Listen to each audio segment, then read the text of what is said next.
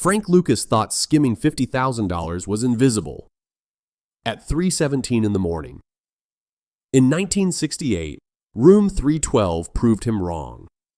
Bumpy Johnson never laid a hand on him. He sent a quiet presence that made one truth unavoidable: he knew. By morning, every dollar was returned, but the fear stayed for the rest of Frank's life. What really happened behind that door in Room 312? If this story holds your attention, like and subscribe helps us continue sharing the hidden sides of the underworld.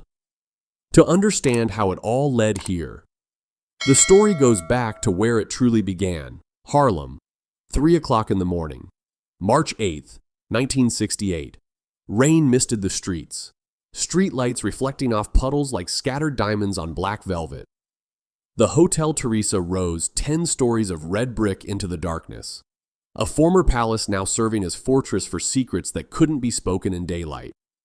From basement clubs drifted the last notes of saxophone, mixed with the click of high heels on sidewalk and the purr of Lincoln engines gliding past. In Harlem, there were two kinds of people: those who knew how to stay silent and those who died talking too much. Tonight, we tell the story of a man who learned that lesson the hardest way possible. Room 312's window glowed yellow against the black sky, a single eye still awake in a sleeping city. Inside that room sat Frank Lucas, 37 years old, 5'10", smooth brown skin, wearing an Italian suit but shoes not quite fine enough for Carnegie Hall. His eyes never stopped moving, missing nothing, like a hawk watching rabbits. He had habits: counting money with a spit-wet thumb, tapping his fingernails when thinking, always calculating the next move. 5 years earlier, Lucas first met Bumpy Johnson at Lucky's Pool Hall in 1963, according to multiple accounts Lucas gave to federal prosecutors during his 1976 cooperation agreement. The room was thick with cigar smoke. Bumpy played pool one-handed, cigar in the other, never looking at the balls, but sinking every shot. Lucas stood in the corner, swallowing hard, thinking something he'd later tell investigators. That's what I wanted, not the money, that confidence. Bumpy turned, looked at Lucas for 3 seconds. You want to work, or you want to watch your whole life? Lucas answered fat. I want to learn. Bumpy smiled slightly. Good. First lesson. Never want anything so bad you lose control. In a 2004 interview, Lucas reflected on those years. I watched Bumpy for 5 years. Learned how he walked, slow, but people still moved aside. Learned how he talked, quiet, but nobody interrupted. But there was one thing I couldn't learn: patience. And that was the well that nearly buried me alive. That patience, or lack of it, would define what happened next. But understanding the night of March 8th requires understanding the man Lucas tried to deceive. Bumpy Johnson was 61 years old that spring, but his eyes held the sharpness of 30, cold and penetrating, and silver hair slicked back, suits always pressed flat, leather shoes polished to mirrors. He didn't carry a gun because he didn't need one. His reputation was deadlier than any weapon. Former NYPD detective Robert Lucci, who investigated Harlem's underworld from 1965 to 1972, recorded this exchange in his 1974 memoir. Bumpy once told me when I was a young detective, "Detective, you catch criminals with handcuffs. I control an empire with a question if I'm not watching. Would they dare cheat me? And the answer is always no, because they never know if I'm watching or not." A documented incident from 1954 illustrated Bumpy's method, verified through witness testimony in a 1971 organized crime hearing. A middleman embezzled $5,000. Bumpy didn't call him in, didn't threaten. He sent a package to the man's home. Inside, a pair of children's shoes, the exact size of the man's son. No card, no message.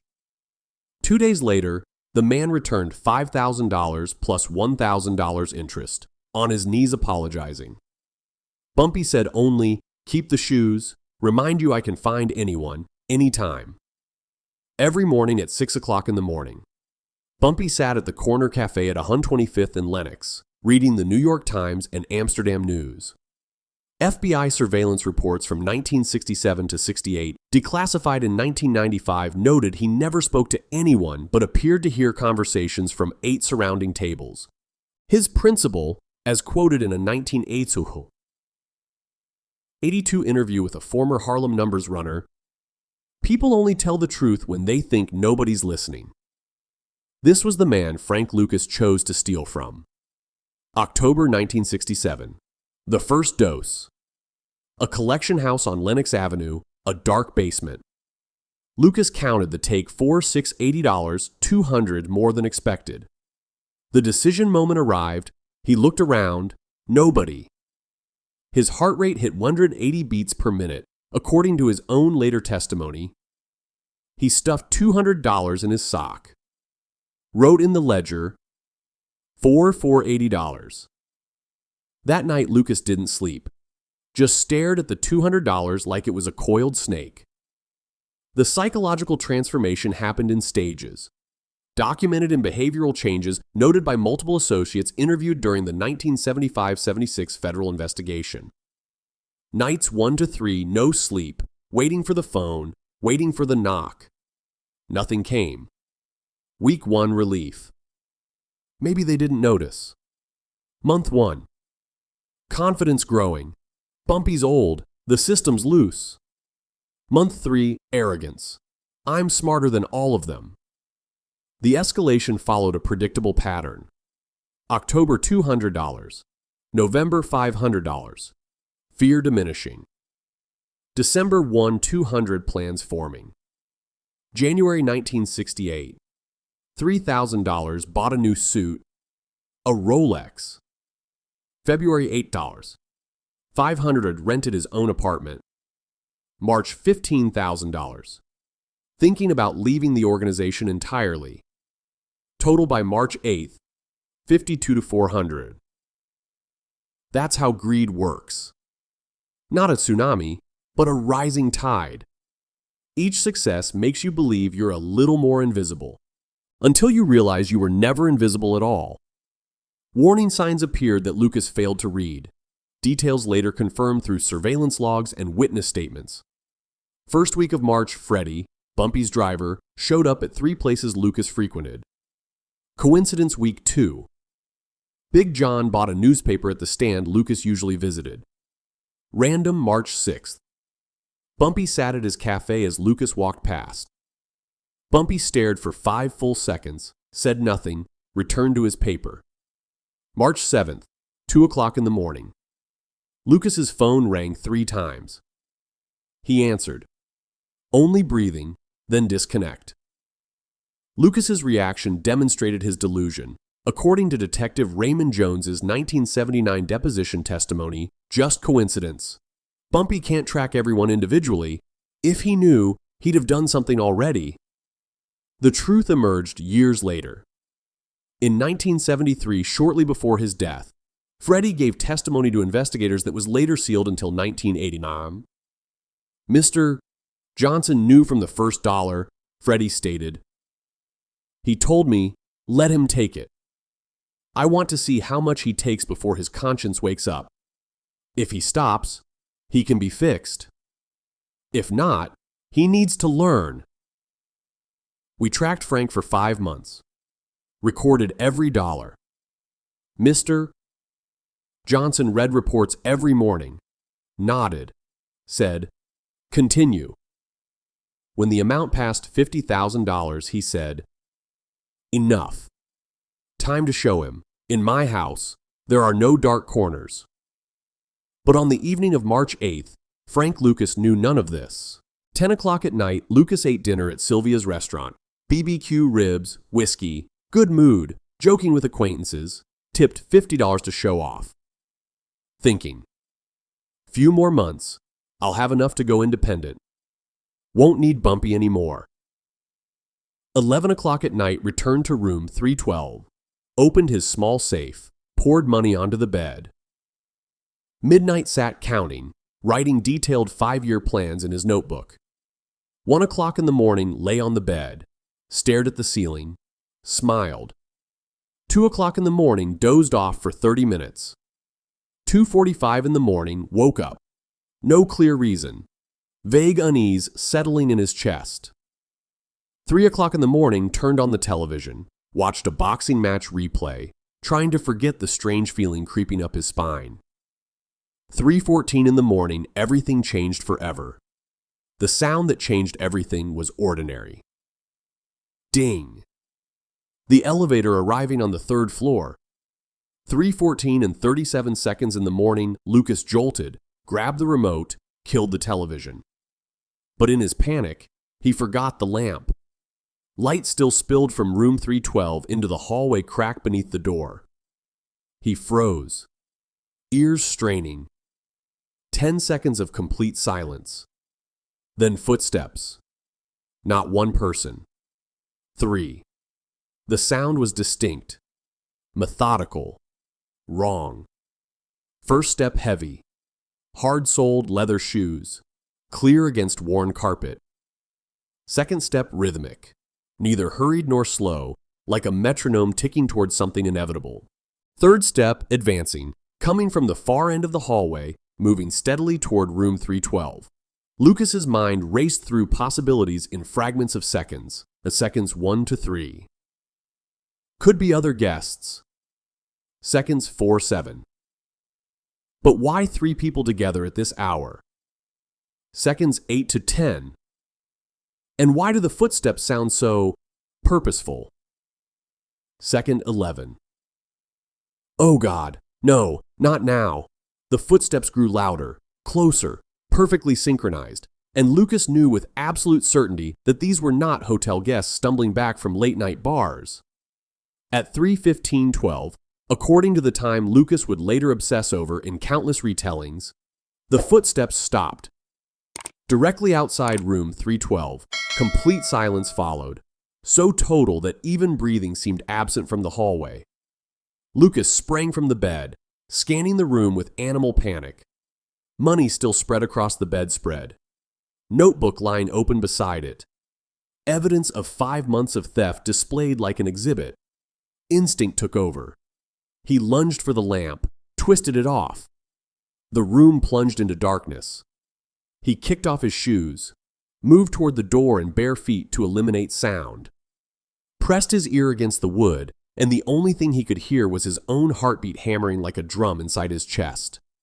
The terror came not from noise but from its absence. No voices, no whispers, no shuffling or clearing of throats. Just presence, solid and aware, like 3 stone statues that could think. What happened in the next moments exists in Lucas's testimony to federal prosecutors, given during his 1976 cooperation agreement, and in multiple interviews between 1998 and 2007. While details shifted across tellings, this core sequence remained consistent, lending it a credibility his more grandiose claims lacked. Lucas pressed his eye to the peephole. At first, only shadows. Then, as his vision adjusted to the dim hallway light, 3 silhouettes materialized into sharp focus after 2 seconds. On the left stood Freddie, Bumpy's driver since the 1940s according to employment records subpoenaed during the 1975 investigation. Black wool coat, collar turned up. His right hand buried in his pocket, the shape of something hard and angular visible through the fabric. Gun, almost certainly. His face held no expression whatsoever, smooth as a wax mask. But his eyes locked directly on the door, unblinking, as if he could see through the wood. In the center stood Big John, a figure Lucas had seen around Bumpy's operations for years. Shoulders so wide they blocked most of the hallway light behind him. A scar ran diagonal from forehead to cheek, a souvenir from some violence 20 years past. He stood motionless as a boulder, but Lucas knew this boulder could move, could destroy whenever commanded. On the right stood a man Lucas would later refer to only as the gentleman in his interviews. Black suit, tie perfectly straight, shoes polished to a mirror shine, and sunglasses. Dark glasses in a dim hallway at 3:15 in the morning. That detail disturbed Lucas more than anything else. Why wear sunglasses in darkness? Unless you didn't want someone to see your eyes. Unless you didn't want a victim to remember your face. Lucas swallowed. His throat felt like sandpaper against sand. But the true horror hadn't yet begun. What came next was worse than violence, worse than threats, worse than anything Lucas had imagined in his 5 months of stealing. From 3:15 to 3:17 for 120 seconds that Lucas would replay in nightmares for the rest of his life. The three men did not move. They did not knock on the door. They did not call his name. They did not do anything except stand there, perfectly still, perfectly silent. Lucas's psychological state deteriorated second by second, according to his own later descriptions to prosecutors and journalists, Beckons 1 to 20. They know I'm in here. What are they waiting for? Seconds 21 to 40. Do they want me to come out voluntarily? Seconds 41 to 60. Or is this how they play with their victims? Seconds 61 to 80. Could I go out the window? Third floor. Would I survive the fall? Seconds 81, 100. If I scream for help, it would only make things worse. Seconds 101, 120. Oh Christ! This is how Bumpy handles betrayers. He doesn't kill them right away. He lets them die from fear first. The physiological response was severe. Sweat poured down his back, soaking through his shirt. His hands trembled so violently he couldn't grip the door handle. His legs went sautrol, forcing him to lean against the wall for support. His mouth dried completely, tongue sticking to the roof of his mouth. And then the silence broke. At 3:17 Freddy raised his hand.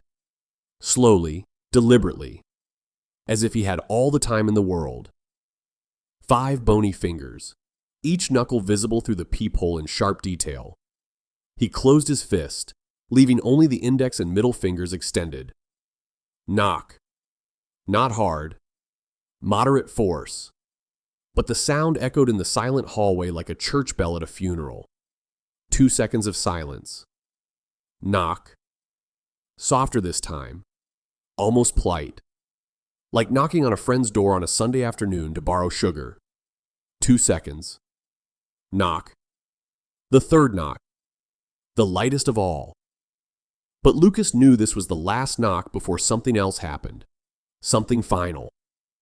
Lucas closed his eyes, lips moving in silent prayer to a God he hadn't spoken to in years. Then came the voice. Freddy's voice. According to Lucas's testimony in multiple interviews between 2000 and 2007, though the exact wording shifted slightly across tellings. The core message remained constant.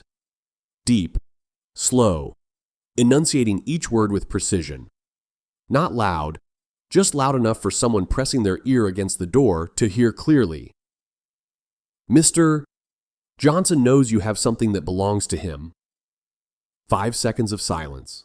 Letting the words sink in, permeate, settle into Lucas's consciousness like poison into bloodstream. Then, he says you have 2 choices. 3 seconds.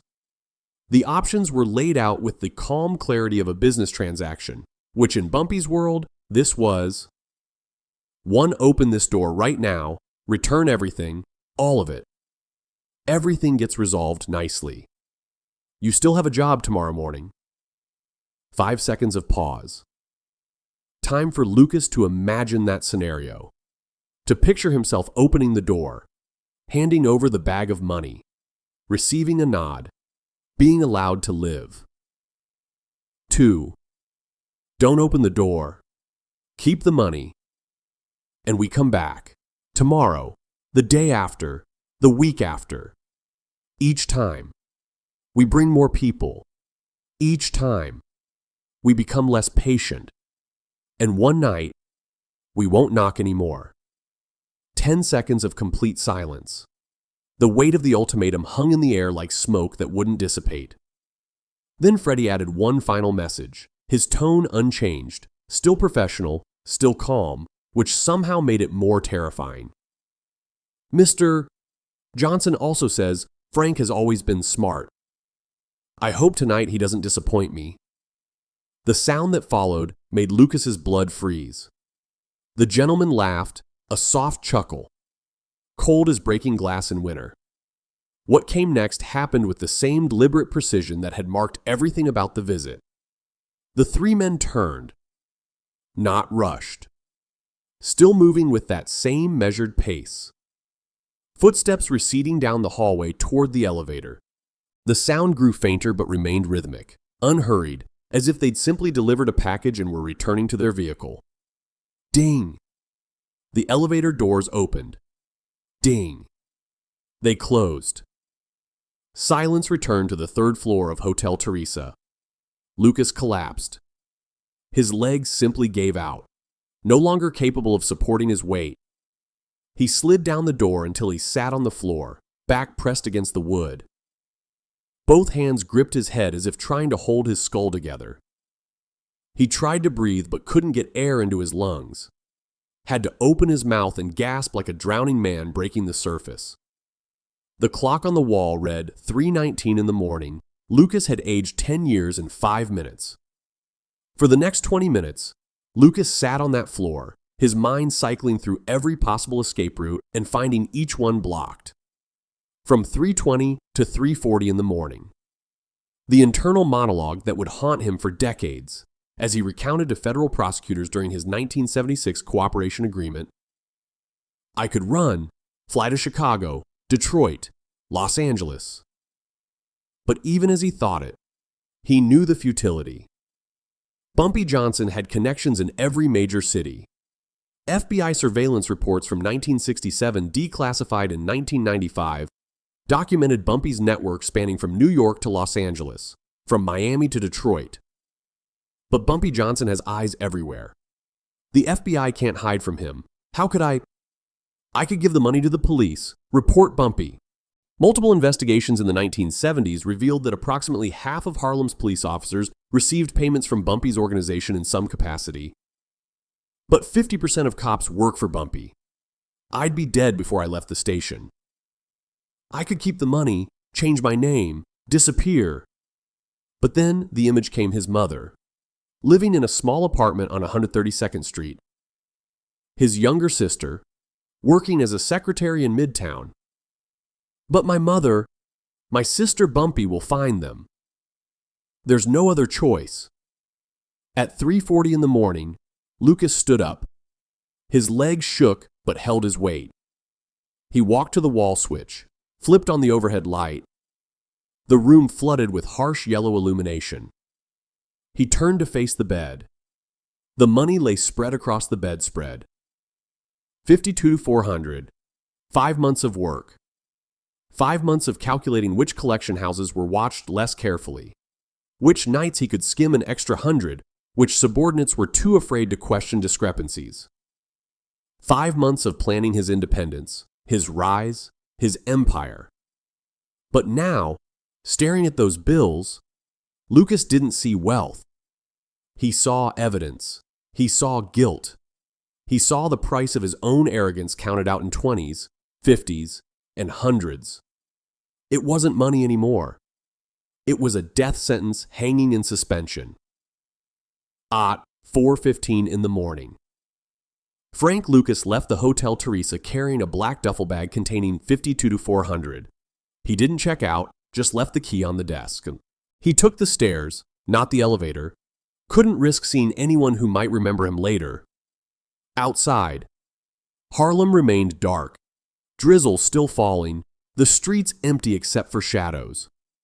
The walk took 28 minutes, documented later in Lucas's testimony to federal prosecutors in 1976 when they asked him to reconstruct the timeline of that night. From 125th Street to 145th Street, 2 miles on foot. He didn't call a taxi, didn't want anyone to remember his face. He clutched the bag tight against his chest, head swiveling constantly. Every shadow made his heart accelerate, every distant figure a potential threat. At 5:43 in the morning, he reached the collection point on 145th Street. A laundromat, storefront dark, metal gate pulled down. But there was a side door, always unlocked for those who knew. Lucas knocked 3 times. The code. The door opened to reveal an old man, 70 years old, white hair, according to witness descriptions later given to police. He looked at Lucas, said nothing. Looked at the duffel bag, nodded. "Mr. Johnson said you'd arrive before 7. It's 5:43 now. You're 77 minutes faster than he predicted." Lucas handed over the bag, pulled out a hastily scribbled note. "This is everything I owe. I'm sorry. It will never happen again." The old man took the bag, read the note, smiled sadly. "Mr. Johnson also said, if you come before 6 in the morning, it means you understood. After 6, you're still hesitating. After 7, we'd have to come back again. You're lucky, young man. Mr. Johnson rarely gives people a second chance." Lucas turned to leave, legs shaking so badly he nearly fell. The consequences of that night manifested in ways both visible and invisible over the following months. March through April 1968 brought observable changes in Frank Lucas's behavior, documented by multiple associates interviewed during the 1975-76 federal investigation. He stopped wearing expensive suits, switched to plain white shirts. The Rolex disappeared, replaced by a $15 Timex. No more drinking at upscale bars, just coffee at sidewalk cafes. Home before 10 o'clock at night. Every night, the late nights completely abandoned. But the deeper scars were psychological. Every time the phone rang, Lucas flinched. Every knock on the door sent his heart racing. Every black Lincoln he spotted made him change direction. Every night at 3 o'clock in the morning, he woke up drenched in sweat. Tommy, a colleague and friend, gave this account to investigators in 1975. That March, Frank became a different person entirely. Before, he talked loud, laughed big, told bragging stories. After silent, I asked him, "Frank, what happened?" He just shook his head. Nothing. But his eyes, like someone who'd just seen a ghost. The overcompensation was equally dramatic. Starting in April, Lucas turned in 20% more money than required. Collection houses under his management showed sudden spikes in reported revenue. Bumpy said nothing about it, just nodded when receiving the reports. Understanding what happened to Lucas requires understanding the philosophy that had governed Bumpy Johnson for 40 years. A flashback to 1947 documented in testimony given during a 1972 organized crime hearing illustrated Bumpy's approach. He sat in a cafe with a young protege, not Lucas, discussing business. The protege, 25 years old, asked, "Mr. Johnson, why don't you kill the betrayers?" Bumpy sipped his coffee, looked out at the street. "See those people walking by? They fear cops because cops arrest them. They fear gangsters because gangsters beat them. But they respect me. You know why?" The protege shook his head. "Because I don't need to do anything. They just need to know I could." That's the difference between power and violence. Violence is forcing people to act. Power is people acting because they fear disappointing you. Another story from 1955 demonstrated this principle. A dealer from Brooklyn came into Harlem without asking Bumpy's permission. Bumpy didn't touch him. Just sent someone to sit in the corner of the bar the dealer frequented. One person per day, different each time, just sitting, watching, saying nothing. On day 7, the dealer closed his operation, left Harlem, never returned. Bumpy's comment, according to witnesses, didn't cost me a single bullet. Just 7 cups of coffee. 4 months after the night of March 8th, Bumpy Johnson's legend ended as quietly as he'd lived it. July 7th, 1968. 7 o'clock in the evening at Wells Restaurant. Bumpy sat with 2 longtime friends, eating fried chicken, mashed potatoes, greens, good mood, laughing, telling stories about the old days. At 7:34 in the evening, while recounting the first time he met Malcolm X, he stopped mid-sentence, set down his fork slowly, looked out the window, Expression peaceful, serene. Said, "I'm tired." Fell back in his chair. Dead before the ambulance arrived. Caused massive heart attack, age 62. The restaurant owner later told investigators he left the way he lived. No noise, no drama, just quiet, with dignity. 4 days later, Harlem mourned. July 11th, 1968. Abyssinian Baptist Church. 2,000 people inside, 5,000 standing on the streets outside. Police, politicians, preachers, professors, and criminals. Everyone came to pay respects.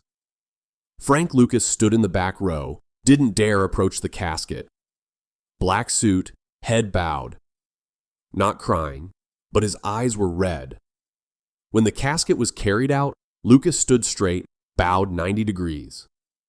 After the funeral, he told Tommy he was the only person I ever feared, and also the only person I truly respected. Bumpy's death created a power vacuum that Lucas moved to fill with surprising speed. September 1968. 2 months after Bumpy died, Lucas began building his own organization. Imported heroin from Southeast Asia. Made millions over 5 years. But his methods, he claimed, came from Bumpy's playbook. No bragging. No unnecessary violence. Control through presence, not through guns. Lucas told his crew, according to testimony from former associates, if you have to use a gun, you've already lost. Bumpy taught me that. And that's the one lesson I never forgot. But there was a crucial difference. Bumpy had patience. Lucas didn't. Bumpy commanded respect. Lucas only inspired fear. And that's why Bumpy's empire lasted 40 years while Lucas's lasted 7. January 1975 brought the inevitable collapse. DEA raids hit 52 locations. 120 people arrested. Lucas faced the primary charges. In the interrogation room, facing 70 years in prison. The detective asked, "Do you want to cooperate?" Lucas sat silent for 10 minutes, according to the recorded interview transcript. Then said, "Bumpy Johnson once told me, the longest living people aren't the strongest, but those who know when to bow their heads. I'm bowing." Lucas became an informant. 40 officials, 30 criminals arrested based on his testimony. His sentence reduced to 15 years, released after 7. Decades later, the lessons of Room 312 resurfaced in an unexpected context. 2007, during interviews for the film American Gangster. The reporter asked, "What do you remember most about Bumpy Johnson?" Lucas, 76 years old, the night of March 8, 1968. What happened? Lucas told the entire story in detail for the first time publicly. Why tell this story? It makes you look weak. Lucas's answer revealed something rare for a man who'd spent decades mythologizing himself. Because it's the only true thing I'll say. Everything I've bragged about, the money, the power, the empire, that's lies. But that night, that's real. That's the night I learned real power isn't people fearing you. It's people controlling themselves because they don't want to disappoint you. Bumpy didn't need to kill me to teach me. He just showed me he always knew, always watched, always waited. And that's why he's a legend for 40 years, while I'm just a cautionary tale for 7. On May 30th, 2019, Frank Lucas died at age 88. Natural causes. No large funeral. No 2,000 mourners. Just small family. His final recorded statement from 2018 captured on audio. If I could go back, I wouldn't steal a single dollar. Not because of fear, but because Bumpy Johnson taught me the most important thing. Reputation isn't built with money. It's built with trust. And once you lose trust, even with mountains of money, you're still just a thief.